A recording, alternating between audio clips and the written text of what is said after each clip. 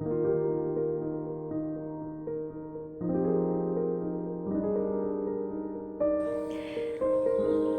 sedang berada dalam situasi sulit yang dialami oleh negara kita. Bukan hanya negara kita saja yang mengalami situasi sulit ini, melainkan semua negara juga di dunia mengalami masa-masa sulit, yang dimana mereka harus memberantas COVID-19. Akibatnya, semua aktivitas kita menjadi dibatasi, mulai dari sekolah, kerja, bahkan sampai pada kegiatan peribadatan semua dialihkan secara online. Akan tetapi, yang masih menjadi persoalan bagi sebagian kita yaitu peribadatan yang dilakukan secara online. Karena menurut sebagian orang, teologi dan teknologi merupakan sesuatu yang berbeda dan terpisah atau tidak dapat disatukan. Di sini, saya akan menjelaskan buat teman-teman mengenai peran teologi teknologi di pandemi COVID-19. Telah kita ketahui bahwa COVID-19 ini terjadi di negara kita pada akhir bulan Maret yang membuat tatanan kehidupan kita menjadi berubah. Yang awalnya kita semua melakukan aktivitas kita secara offline berubah menjadi online. Semua itu harus diterapkan oleh semua orang untuk mencegah bertambahnya jumlah orang yang terpapar virus COVID-19 dan orang-orang yang meninggal karena terpapar COVID-19 di Indonesia.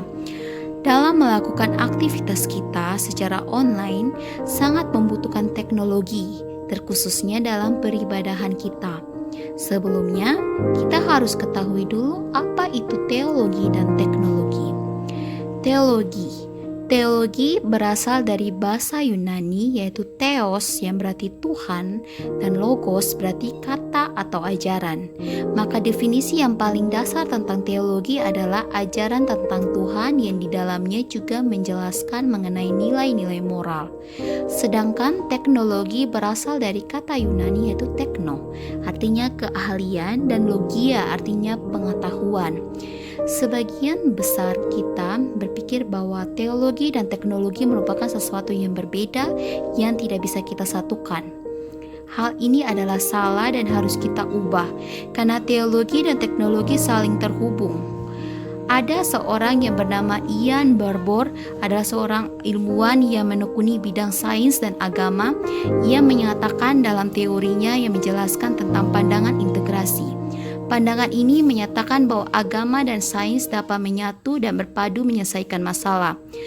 Bukti dari teknologi yang telah digunakan dalam teologi yaitu pada saat gerakan reformasi yang dipelopori oleh Martin Luther di Jerman, di mana penemuan mesin cetak oleh Johannes Gutenberg yang turut adil dalam melambangkan pengaruh reformasi, yang dimana mesin cetak ini mencetak dalil-dalil Luther. Selain itu, mesin cetak Gutenberg sangat membantu dalam upaya mencetak Alkitab, dan semakin tersebar memungkinkan banyak orang untuk memiliki dan membaca Alkitab.